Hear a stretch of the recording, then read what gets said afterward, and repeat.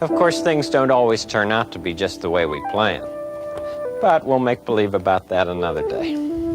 Here you are, fish. Honestly, we were really lucky to grow up with Mr. Rogers' Neighborhood instead of in some fast-forward, noisy world that just slips right past you like TikTok. This was not just a kids' show that started airing in 1968. It was a beautiful piece of American TV memory where Fred Rogers taught children about kindness, calm, and love. But you probably never would have guessed that behind that gentle man was a tragic childhood. And behind that trustworthy neighborhood police officer was a man who had to suffer for years because he had to hide the fact that he was gay. Let's look back at what happened to their lives, not just to see where they are now, but to better understand and honor the people who made up such a beautiful piece of childhood. And stay till the end, because I saved the 5 warmest facts for last. Number 1, Fred Rogers as Mr. Rogers. That's the most important help in helping children to learn to read, is to read to them. Fred Rogers is the reason Mr. Rogers' Neighborhood was never just a children's show. When the program went national in 1968, he was 40, but he did not step onto the screen like some host just doing his job. He was the man who created that whole world, hosted all 895 episodes, wrote more than 200 songs, and put something into the show that American television badly lacked at the time: kindness without showiness. Truthfully, Fred Rogers was not famous because he played Mr. Rogers. People loved him because he was almost exactly that person in real life. The thing that always gets me when I look back at him is this: that gentleness did not come from an easy life. Fred grew up in Pennsylvania in loneliness, overweight, shy, introverted, and often stuck inside because of allergies and breathing problems. He got teased, spent years feeling out of place, and it was that childhood that taught him exactly how a sad, embarrassed, or frightened child folds in on himself. Fred did not talk down to children. He talked like somebody who had once been in that exact place. That is why his voice never sounded like a moral lesson. It sounded like understanding. Then life did the rest. Fred left commercial television, went back into educational television, studied child development more deeply, and turned everything he had into a career devoted to children. He did not avoid hard things. His show talked about fear, anger, loss, and feelings at a time when very few people on television were willing to talk seriously to children like that. Late in 2002, Fred was diagnosed with stomach cancer. He passed away on February 27, 2003 at the age of 74. But some people leave the screen without ever leaving memory. Fred Rogers was one of those people. For a whole lot of American families, he did not just leave behind a great show. He left behind the feeling that kindness could still exist in a dignified, steady, and deeply honorable way. Surprised. When I stop for a minute to share a few private facts about Fred Rogers, it is because with somebody like him, just putting him at number 1 still is not enough. Some people, the closer you look, the more you understand why audiences did not just remember them, they truly loved them. One of the most touching details is that Fred Rogers always made it clear when he fed the fish. The reason sounds small, but it hits deep. He once got a letter from a blind little girl, and she said she never knew when he fed the fish in each episode, so she always worried about it. From then on, he started saying it out loud so she could feel at ease. Just one little change like that, but it shows he did not talk to children like a crowd. He listened to them one by one. Then there are the cardigan sweaters that became iconic. They were not some cold TV prop at all. They were sweaters his mother knitted for him by hand over the years, like a very simple family gift. Maybe that is why when Fred Rogers showed up, he always felt close, like a real person, not some distant image. And the thing I admire most is that he never backed down from criticism. Some people said his message was too soft, too indulgent toward children. But Fred Rogers kept believing that a child has worth right from the start. And after a gentle man like that, the next name is going to shake you because of what he had to endure. Number 2, François Clemmons as Officer Clemmons. Oh, there's Officer Clemmons. Hi, Officer Clemmons. Come in. Rogers, how are you? Fine, won't you sit down? Oh, sure, just for a moment. If there is one face on this list that makes me feel both heartbroken and full of respect, it is François Clemmons. Audiences remember him as Officer Clemmons, the calm and kind police officer of that neighborhood. But off-screen, his life was nothing like that gentle role. François was born in 1945. When the show went national in 1968, he was only 23. Fred Rogers met him after hearing him sing at a church in Pittsburgh and invited him onto the show. The bitter part is that the man, who later became Officer Clemmons, had once not wanted to put on that uniform at all. As a black man growing up in a time of racial tension, he looked at the police with very real caution. In the end, he agreed because he needed rent money and because Fred promised he would get to sing. That decision made him one of the earliest black faces to appear regularly on American children's television. But the heaviest part was in his personal life. François did not grow up in peace. He grew up with beatings, fear, and the feeling of being rejected by his own family. Music was the first refuge that helped him survive. Then, even after becoming part of such an iconic show, he had to pay another price. François said Fred Rogers made it very clear that if he wanted to keep being an important part of the program, he could not be openly gay. He had to lock away his real self, step into a marriage that was not truly his, and carry that emotional cost until the marriage fell apart in 1974. The thing that makes me admire François Clemmons is that he did not let his life be defined by that pain. He kept singing, won a Grammy, founded the Harlem Spiritual Ensemble, then became a beloved teacher at Middlebury. This year he is 81, still living in Vermont. And recent conversations show that he has arrived at a more peaceful place with his identity as a black gay man and as an artist. To me, that is not just dignity. That is the strength of a man life crushed very deeply, and yet it still could not steal his voice, his self-respect, or the best part of who he was. Number 3, David Newell as Mr. McFeely. David Newell is not the most tragic face on this list, but he is one of the most admirable. Audiences remember him. For one thing, you cannot possibly confuse Mr. McFeely, the man whose line speedy delivery became part of the memory of Mr. Rogers' neighborhood. David was born in 1938. When the show went national in 1968, he was 30. Fred Rogers called him in for an interview in 1967 to work as a production assistant, and just a few days later, he also wrote the delivery man role for him. From then on, David worked behind the scenes and played Mr. McFeely through the entire life of the program. The official Mr. Rogers site says it very clearly. He was the most frequent visitor in that neighborhood and later even served as the company's director of public relations for nearly 50 years. What makes me appreciate David Newell is that he was not the kind of man who lived off glory.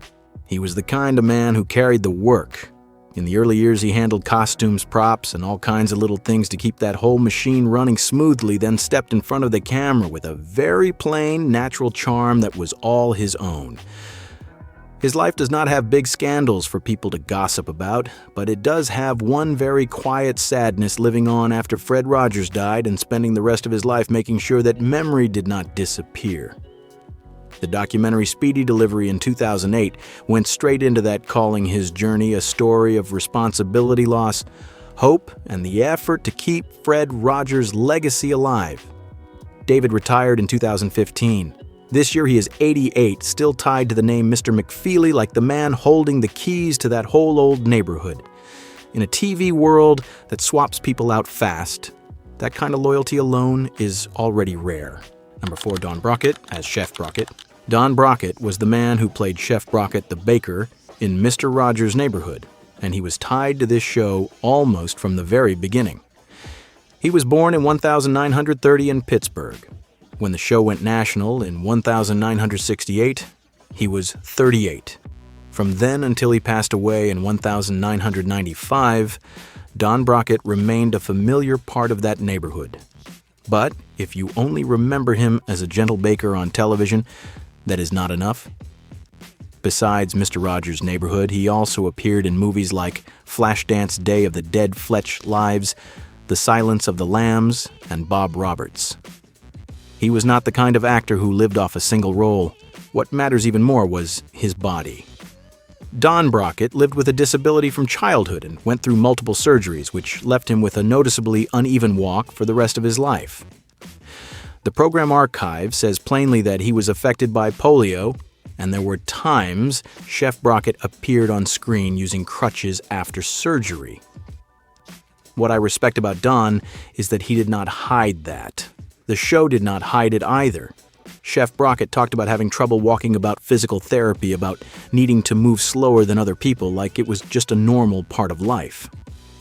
That was such a decent way to show young viewers that a body with limits can still live, work, and exist with full self-respect. Don Brockett passed away on May 2nd, 1995 of a heart attack at the age of 65. His final appearance had been filmed only a little while before that. After he died, his wife created a scholarship fund in his name to help performing arts students facing financial hardship. To me, that is exactly the right way to remember Don Brockett, a man who carried physical pain from very early in life, but still lived and worked with dignity right up to the end. Number 5, Betty Aberlin as Lady Aberlin. Betty Aberlin was one of the most important faces in the neighborhood of make-believe. Audiences remember her first of all as Lady Aberlin, the niece of King, Friday the 13th, and also as the one who often stood in the middle of all the mess to keep that neighborhood calm, kind, and reasonable.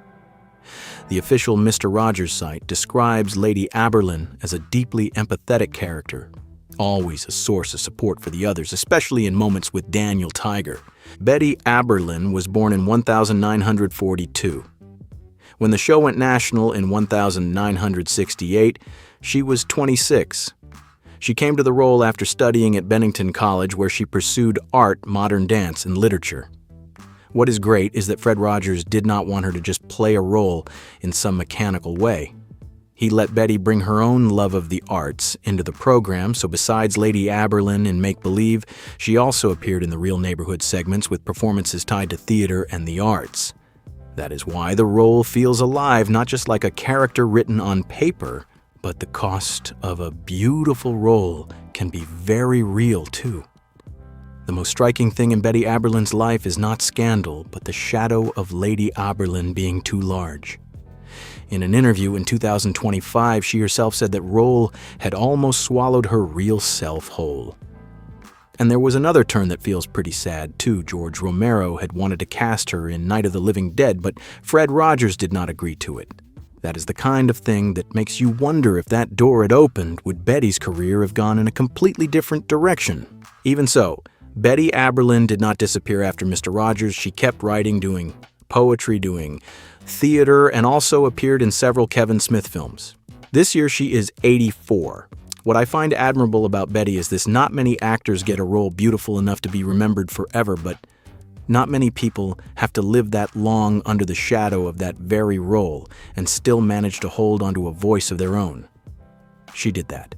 Number 6, Joe Negri as Handyman. Joe Negri was the man who literally brought music into Mr. Rogers' neighborhood. In the Real Neighborhood, he was the owner of the music shop. In Make Believe, he was Handyman Negri. Fred Rogers did not put music into the show just for a decoration. He needed a real musician, and Joe Negri was almost the most natural choice possible. Joe appeared both as the owner of Negri's music shop and as Handyman Negri in the imaginative part of the show. Joe Negri was born in 1926 in Pittsburgh. When the show went national in 1968, he was 42. This year, he is 100. But before becoming Handyman Negri, he was already a real artist. He performed on the radio when he was just 3 years old, started performing professionally very early, served in the military, then became a major name in the Pittsburgh jazz scene. Joe had been a guitar prodigy, had enough talent to fully pursue a studio career in New York, and was a peer of several major names in jazz guitar. What is admirable about Joe Negri is that he did not choose the flashiest road. He stayed in Pittsburgh, made a living through music, raised a family, taught students, and turned the guitar into a lifelong profession over decades. He taught jazz guitar for 49 years at the University of Pittsburgh and 46 years at Duquesne, helping bring jazz guitar into universities in a serious way. And on the show, Fred Rogers gave him the role of Handyman, even though Joe himself once said he was the least handy person in the world. That detail says a lot about the way Fred saw people. He did not choose Joe because he was good at fixing things. He chose Joe because of the calmness, trustworthiness, and music in the man himself.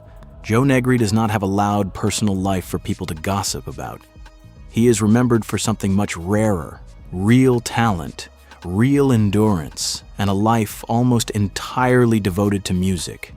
In 2025, WZUM confirmed he turned 99 and no longer performed publicly, but still loved music just the same. To me, Joe Negri is the kind of person who does not need drama to be remembered. He is remembered because he lived a full century and still kept the dignity of an artist intact. Number 7. Bob Trow is Bob Trow. Do you remember Bob Trow? He was the craftsman on Mr. Rogers' Neighborhood. In the Real Neighborhood segments, he showed up at Trow's workshop where he made things, fixed things, and explained to kids how objects were built or repaired. But if you only see him as a handyman in front of the camera, that is still not the full picture. Bob Trow was born in 1926. When the show went national in 1968, he was 42. Besides playing Bob Trow, he also appeared in the neighborhood of make-believe as several other characters, but what matters even more is that he literally helped build that world. Bob Trow made the models for the neighborhood of make-believe, along with many of the props, drawings, and paintings used on the show. That is why I have always felt Bob Trow was someone really special on this list. He was not the kind of face who just stepped out, said his lines, and walked back off stage. He was part of the creative engine. Before Mr. Rogers, Bob had already built a long career in Pittsburgh, coming up through radio writing and performing many comedy characters, then doing hundreds of radio and television commercials. He also worked in advertising for years and was inducted into the Pittsburgh Advertising Hall of Fame. To put it simply, Bob Trow was a real pro with real skill, and the show used exactly that person. The saddest part came fast. Bob Trow died on November 2nd, 1998 of a heart attack at home at the age of 72. What makes it hit even harder is that he had recorded for the show just 1 week earlier, and one later episode was dedicated to his memory. Number 8. Maggie Stewart as Mayor Maggie. Maggie Stewart holds a very unique place in Mr. Rogers' Neighborhood because people do not remember her for personal tragedy or shocking behind-the-scenes drama. They remember her because of what her image itself meant on screen. According to widely used film records, Maggie Stewart was born in 1951 in Pittsburgh. She first appeared on the program in 1975, which means she was about 24 then, and she stayed connected to the show all the way through its final episode in 2001. In the neighborhood of make-believe, she was Mayor Maggie, the mayor of Westwood. In the Real Neighborhood segments, she appeared as herself, often singing and using sign language while talking with Mr. Rogers. What makes Maggie Stewart so memorable is that Fred Rogers did not create Mayor Maggie by accident. The Fred Rogers Institute says very clearly that having a black woman serve as mayor on children's television in 1975 was an intentional choice. Back then, real-life America still had very few women, especially black women, in high-level leadership positions. So Mayor Maggie was not just another supporting character in that neighborhood. She was an image ahead of its time. The second thing that makes Maggie Stewart stand apart from many others on this list is sign language. Official sources and the show's archives both show that she regularly taught. Mr. Rogers and the audience, basic signs worked sign language into songs and appeared as a model of accessibility for deaf viewers. The Fred Rogers Institute even states clearly that outside the show, she worked as a professional sign language interpreter. That is really something. Number 9, John Reardon as Reardon. Not everybody on this list came out of children's television. John Reardon came into Mr. Rogers' Neighborhood from the world of opera. He was born in 1930. When the show went national in 1968, he was 38.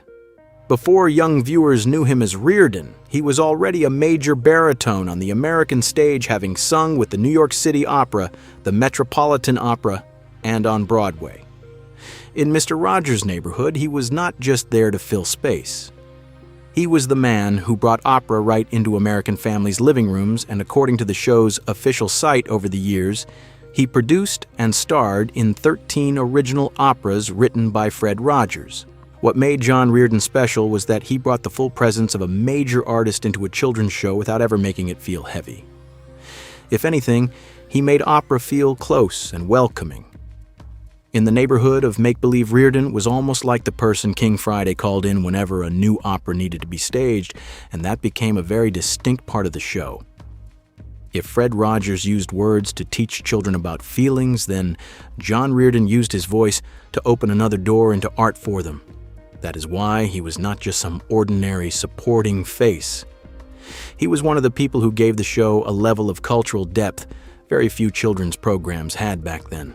But John Reardon's story ended very sadly. He died on April 16th, 1988, in Santa Fe, New Mexico from pneumonia related to AIDS at the age of 58. For an artist of that size, that was far too early an ending. And because he left so soon, he left behind the feeling of a beautiful door that closed halfway through. And from a great baritone like that, we now move to the final name on this list, an artist whose mark was not in opera, but in rhythm, the body and the pioneering history he carried onto the screen. Number 10, Joey Hollingsworth as Joey Hollingsworth. Joey Hollingsworth is the last name on this list, but when it comes to being a pioneer, he is not last at all. On Mr. Rogers' Neighborhood, he appeared as a tap dancer who brought his talent into both the real neighborhood and the neighborhood of make-believe. The show's archive shows that Joey Hollingsworth appeared from episode 0057 to episode 1381, which means he came back many times across many different stretches, not just as some guest who showed up once and vanished. Joey Hollingsworth was born in 1936. When the show went national in 1968, he was about 32. But before he ever stepped into Mr. Rogers' world, he was already a remarkable artist in Canada. Dance Collection Dance describes him as a pioneering black tap dancer in Canada raised in London, Ontario, performing from a very early age, tapping with Bill Bojangles Robinson when he was just 10. Then becoming one of the first black performers to appear on Canadian television in the 1950s. He appeared on The Ed Sullivan Show, worked with Johnny Costa on Mr. Rogers' Neighborhood, performed in civil rights-related programs with Oscar Peterson and Harry Belafonte, and later even shared the stage with Gregory Hines. What makes Joey Hollingsworth the right person to close this list is that he did not just bring a dance number into the show, he brought an entire history with him. A black artist who came up through variety shows, medicine shows, big bands in the earliest years of Canadian television, then stepped into Mr. Rogers' Neighborhood, carrying the very rhythm that had fed his whole life. Dance Collection Dance says he was honored in the London Music Hall of Fame in 2017, received the Ontario Black History Lifetime Achievement Award in 2018, and was inducted into the Dance Collection Dance Hall of Fame in 2024. We are ending with a man who does not need tragedy to be remembered because his artistic life itself is already a legacy. And after going through all those faces, it is time to look back at a few final facts that keep this whole neighborhood alive in memory. And before we leave this neighborhood, there are still a few more things worth remembering. One of the most painful stories is François Clemmons. He was a gay man, but because of the attitudes of that time and because he was on a children's program, he had to live in hiding for many years. Clemmons himself later said, Fred Rogers made it very clear that if he wanted to keep being an important part of the program, he could not be open about who he really was. That is a sad truth, but it also makes Officer Clemmons' story feel much heavier when you look back on it now. Then there is Betty Aberlin. George A. Romero once wanted to cast her in Night of the Living Dead, but Fred Rogers said no. That detail alone is enough to make you wonder just how differently Lady Aberlin's professional life might have turned out if that door had opened. And maybe nothing captures Fred Rogers' spirit more perfectly than episode 1101, when he buried his dead fish right there on screen, turning a sad moment into a very gentle lesson about loss. Even a young Michael Keaton once started out behind the scenes on this show, like that neighborhood somehow touched so many different corners of American culture. And it was also at a church service that Fred Rogers heard François Clemmons sing and pulled him into the program, and from that point on, American children had an Officer Clemmons who was kind and historically meaningful at the same time. That is what keeps this neighborhood from ever getting old. A whole lot of adults today could learn plenty from Mr. Rogers, even something as simple as how to treat each other. That is also why, after all these years, Mr. Rogers' neighborhood still matters. When you look back at the familiar faces from that neighborhood, what stays with you is not just who is still here, who is gone, or how time changed them. What stays with you is the feeling that American television once truly believed in kindness, respect, and human dignity. I think that is why Fred Rogers still makes so many men, so many fathers go quiet for a moment. He did not preach. He just reminded us that kindness is not weakness.